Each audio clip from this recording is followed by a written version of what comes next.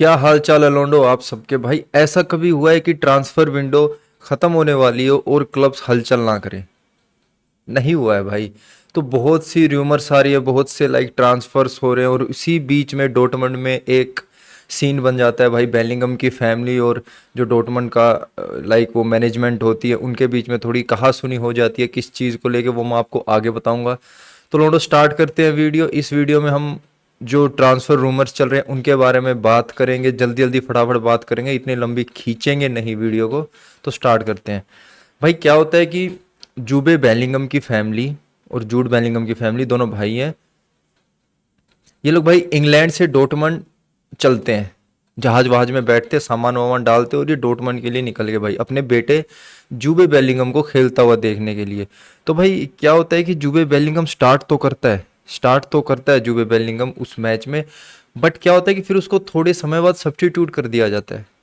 तो जब उसको सब्स्टिट्यूट करते हैं तो उसका बाप भाई ऐसे गर्मा जाता है कि बहन चो मेरे बेटे को तुमने सब्स्टिट्यूट कर दिया।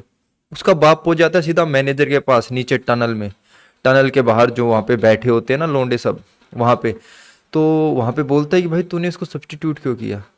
तो उसके बाद भाई क्या होता है कि जो डॉर्टमंड का मैनेजमेंट होता है वो भाई डॉर्टमंड एक सीधे साफ लफ्ज़ों में कहती है कि भाई किसी भी फैमिली मेंबर का ऐसी जगह पर आना जो सिर्फ प्लेयर्स के लिए है, जैसे टनल हो गया, ड्रेसिंग रूम हो गया, हम लोग अलाउड नहीं कर रहे। हम लोग अब से इसे खारिज कर रहे हैं भाई। इस चीज़ को वो लोग बंद कर देते कि भाई ऐसा आगे से कभी नहीं होगा।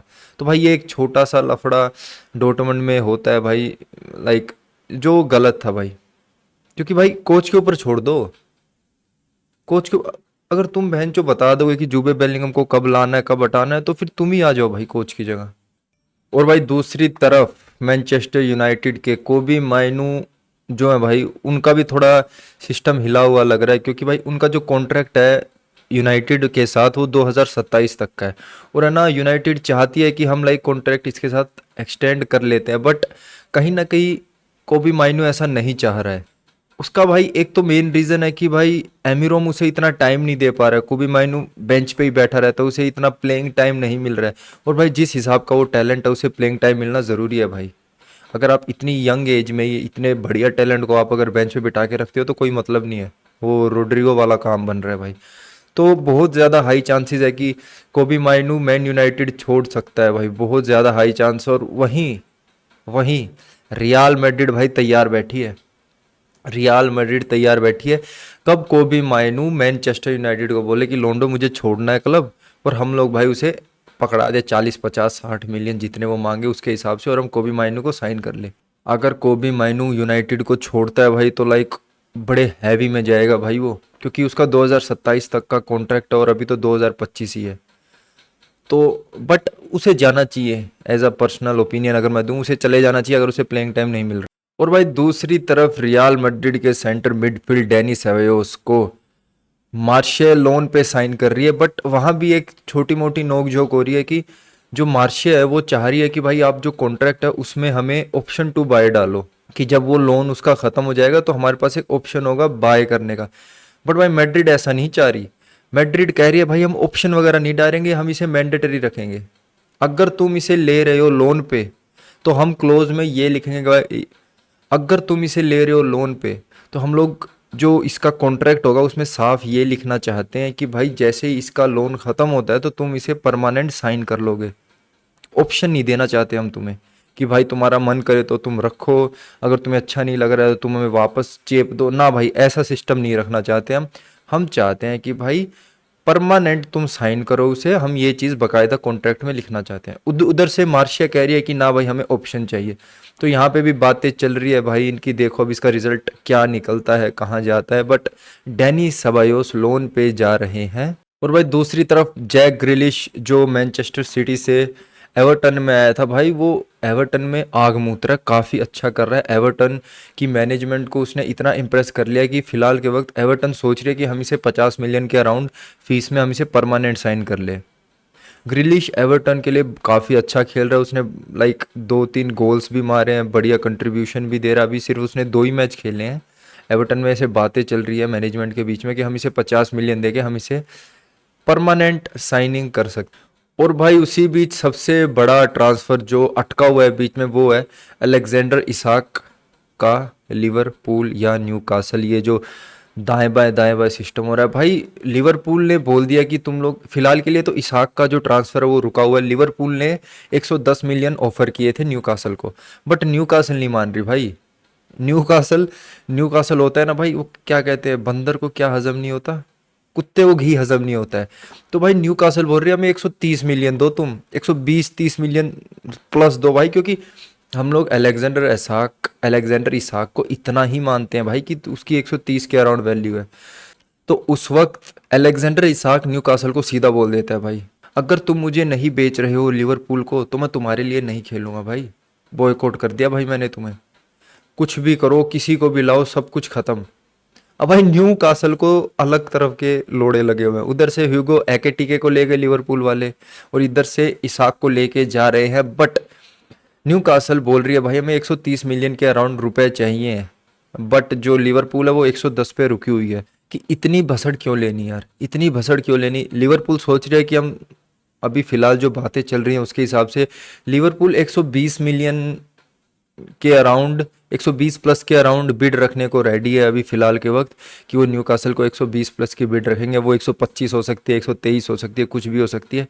ज़्यादा चांसेस मुझे यही लग रहे हैं कि इतने फाइनल स्टेज पे आके न्यूकासल बेच देगी इसाक को, क्योंकि न्यूकासल भी नहीं चाहती यार, क्योंकि अगर इसाक ने बोल दिया कि मैं नहीं खेलूंगा, मैं न्यूकासल के लिए नहीं खेलूंगा, तो भाई अगर 120, 130, 120 और 25 के अराउंड अगर मिलते हैं न्यूकासल को तो बतेरे है भाई, तुम क्या ही करोगे इतने पैसों का अगर तुमने ले भी लिया तो।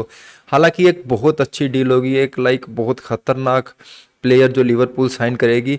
और भाई इसी के बीच हम बारसा फैंस के लिए एक बहुत ही खतरनाक न्यूज़ आ रही है, जो है कि फर्मिन लोपेज भैया चेल्सी में जाने वाले। चेल्सी ने ऑफर किया है फर्मिन के लिए।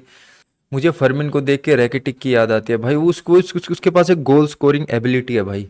और भाई जहां जहां तक न्यूज आ रही है कि चेल्सी प्लान कर रही है 50 मिलियन की बिड डालें हम फर्मिन के लिए, जो कि मेरे हिसाब से कम है, क्योंकि अभी वो जावी सिमोन्स को भी साइन करने वाले हैं 70 मिलियन में। और भाई जो जो सबसे बड़ी चीज़ है, बार्सिलोना प्रेशराइज नहीं कर रहा है फर्मिन को कि भाई तू जा। बारसा ने पूरा फर्मिन के ऊपर छोड़ दिया है कि अगर तेरा मन कर रहा है कि तू रहे बारसा में तो रहे भाई, अगर तेरा मन कर रहा है कि मैं बारसा से चला जाऊं तो तू चला जा। बारसा की तरफ से कोई प्रेशर नहीं है, सब कुछ अब फर्मिन पे डिपेंड करता है कि वो बारसा में रहेगा या चेल्सी में जाएगा। हालांकि देखा जाए तो जो फर्मिन की पोजीशन है बारसा में, वहां पर बारसा के पास काफ़ी प्लेयर है, डैनी ओल्मो है, गावी है, और वहां पर रफीनिया भी खेल सकता है, खेला भी है अक्सर। तो अगर फर्मिन चाहता है कि भाई उसे एक रेगुलर प्लेइंग टाइम मिले तो वो ऑप्शन को चूज़ कर सकता है। बट हमारे लिए तो भाई ये दर्दनाक चीज़ ही होगी, क्योंकि हम फर्मिन जैसे प्लेयर को खोना नहीं चाहते हैं। और भाई चेल्सी 50 मिलियन तो भाई बहुत कम है। डेको भाई 50 मिलियन में तो कभी नहीं मानने वाला, एटलीस्ट 70 तो वो रखेगा, कितना ही बड़ा चूतिया इंसान हो, 50 में भाई वो कभी भी नहीं मानेगा, वो फर्मिन को कभी नहीं बेचेगा। और भाई अगर हम सैलरी के हिसाब से देखते हैं तो रूमर्स बता रहा हूँ मैं आपको कि वो बार्सिलोना में तो वो कमा रहा है 6 मिलियन के अराउंड, ठीक है, पर ईयर। ये तो पक्का है, बट जो रूमर्स चल रहे हैं कि चेल्सी में वो 12 से 15 के अराउंड कमा सकता है, जो कि डबल है भाई। तो पे स्केल उसका डबल हो जाएगा। सेकंड थिंग कि उसको प्लेइंग टाइम मिलेगा जो शॉर्टी दे रही है चेल्सी। और जहाँ तक हम जानते हैं, जब लास्ट मैच था 2 वीक पहले जॉन गैम्पर ट्रॉफी का, तो वहाँ पे फर्मिन ने कहा था I am not going anywhere, I am going to stay here for a decade. ये बात फर्मिन ने कही थी भाई, रिपोर्टर को कही थी कि मैं कहीं नहीं जाने वाला लोंडो, तुम टेंशन मत लो भाई, मैं यहाँ रहूँगा एक डेकेड तक, मैं यहीं पे अपना बीवी बच्चे सब यहीं पे रखूँगा भाई, मेरे बच्चे यहीं पैदा होंगे, मेरी बीवी भी यहीं आएगी, हम यहीं रहेंगे, यहीं से मैं रिटायर होऊंगा। ये सब कहा था भाई उसने। हालांकि बीवी बच्चों वाला नहीं कहा था, बट उसने कहा था कि मैं एक डेकेड तक यहाँ रहने वाला हूँ, मैं ऐसे नहीं जाने वाला भाई। तो लोंडो यहाँ हम ये वीडियो ख़त्म करते हैं भाई, काफ़ी हलचल मच रही है। मुझे जो लग रहा है अलेक्जेंडर इसाक आने वाले कुछ दिनों में हेयर वी गो हो जाएगा। और जहाँ तक मुझे लग रहा है अगर फर्मिन है ना भाई, मुझे लग रहा है फर्मिन नहीं जाएगा, जो मेरे अंदर की फीलिंग कह रही है। अगर फर्मिन ने 2 हफ्ते पहले ये बात बोली है कि मैं यहीं रहने वाला हूँ, उसे 2 हफ्ते पहले भी पता था कि मेरी पोजीशन पे 3 प्लेयर हैं, फिर भी उसने ये बात कही, और ऐसा नहीं है कि अब आ रहा है फर्मिन के लिए ऑफर, फर्मिन के लिए पहले भी ऑफर बहुत आ चुके हैं भाई। तो मुझे लग रहा है फर्मिन नहीं जाने वाला है। डेनिस सेबायोस का सीन तुम्हें पता ही है भाई। अब देखो मड्रिड मड्रिड हैंडल करने में काफ़ी माहिर है भाई। मुझे लग रहा है मड्रिड पक्का उसको परमानेंट साइन करने के लिए उसमें कॉन्ट्रैक्ट में डालेगी और मार्शिया को चेप देगी डेनी सेबायोस। और बात रही कोबी माइनू की, भाई कोबी माइनू को मेरे हिसाब से छोड़ देना चाहिए, क्योंकि मुझे नहीं लग रहा एमिरोम उसे प्लेइंग टाइम देगा इतना। नहीं लग रहा भाई, छोड़ दे अपना, अच्छा टैलेंट है, मड्रिड में चला जा भाई, आग मूतेगा। इसी के साथ भाई हम आज की वीडियो ख़त्म करते हैं। फिर मिलेंगे एक नई वीडियो के साथ, नए ट्रांसफर्स के साथ, या आप लोग मुझे बता सकते हो आपको किस टाइप की वीडियो देखनी है, जो कुछ भी देखना है। तब तक लौंडो ध्यान रखो, टेक केयर, पीस आउट।